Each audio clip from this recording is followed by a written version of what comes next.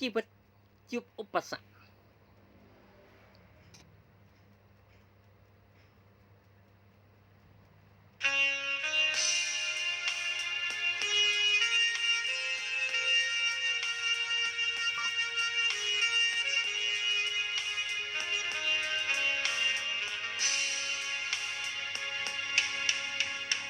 ជីវិត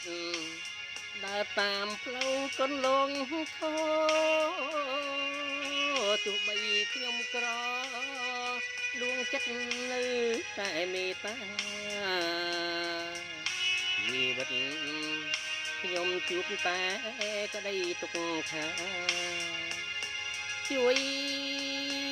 យកអាសាតែគេធ្វើបាបកងឈាមក្នុងទ្រូងមិនតូចចិត្តទេចាំពីបំពេវណ្ណៈក្របខណ្ឌតិចទួច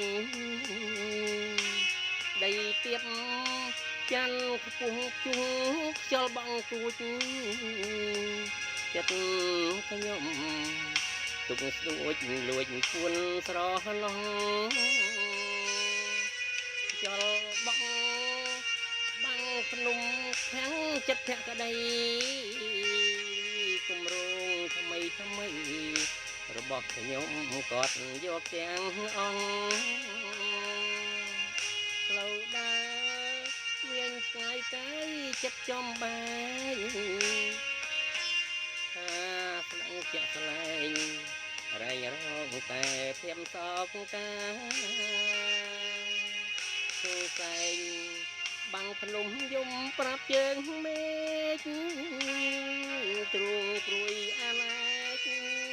ពន់ពេកជួបរឿងខ្លោចសាសំដីគាត់ខ្ពស់ដូចសូរិយានាងស្រីរស្យាចាបំបត្តិខ្ញុំ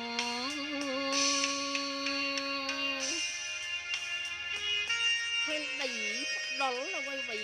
គ្រប់គ្រាន់សម្រាប់តម្រូវការរបស់មនុស្សតែមិនគ្រប់គ្រាន់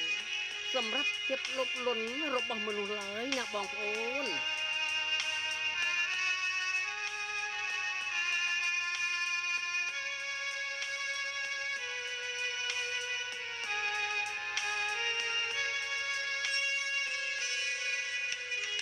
អង្គឈាមក្នុងទ្រូងមិនតូចចិត្តទេកម្មពីបំពេវណ្ណៈក្របខណ្ឌតិចទួចដីទៀបចាន់ខ្ពស់ជួងខ្យល់បងគួចចិត្តខ្ញុំទុកស្ដួចលួចពួនស្រឡងចលបងបាំងភ្នំខាំងចិត្តភក្តីគម្រោងថ្មីរបស់ខ្ញុំគាត់យកទាំងអង្គផ្លូវដើរវាឆ្ងាយកាយចិត្តចំបែងស្លាំងជាក់ស្លែងរែងរងតែភាពសោកាសូសែង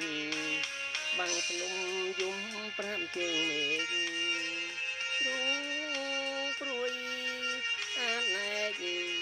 ជួបរឿងខ្លោចសា